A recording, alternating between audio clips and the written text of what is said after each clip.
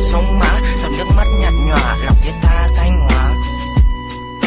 Tôi đã sống và lớn lên trên mảnh đất quê hương yêu dấu, những tấm lòng nhân hậu chẳng phải hề lo âu, cùng chung sức làm giàu quê hương ta yêu dấu. Những đứa trẻ biết phấn đấu đậm màu mắt nâu, những cụ già âu sầu lệ ướt đôi gò má, những công trình vất vả làm phá đá đào mương, những nốt nhạc phố phường và tình thương luôn có. Từ những điều rất nhỏ luôn vượt khó đi lên, làm câu hát đò lèn là chúng ta đó. Diện tích dưa hấu đỏ chiếu cói Nga Sơn, thắng cảnh kho mường là huyện Bá Thước, không chịu lùi bước là Mường Lát vùng cao, nổi tiếng thuốc lào là Quảng Xương Thanh Hóa. Dòng suối cá nhạt nhòa chảy lướt qua Cẩm Thủy, trời cho tinh túy là bên én như thanh, thác chảy hiền lành là thủy điện Lang Chánh. Còn niềm kiêu hãnh nền văn hóa Đông Sơn, Tết đến dài hơn rượu chi nê Hậu Lộc, thành nhà Hồ hàng độc là Vĩnh Lộc Chè Lam. Nếu xi măng bạt ngàn thì Bỉm Sơn Thanh Hóa, sao kể hết được cả tỉnh Thanh Hóa chúng ta. Du lịch hóa vang xa Sầm Sơn là bãi biển, với khúc ca muộn phiền là láng giềng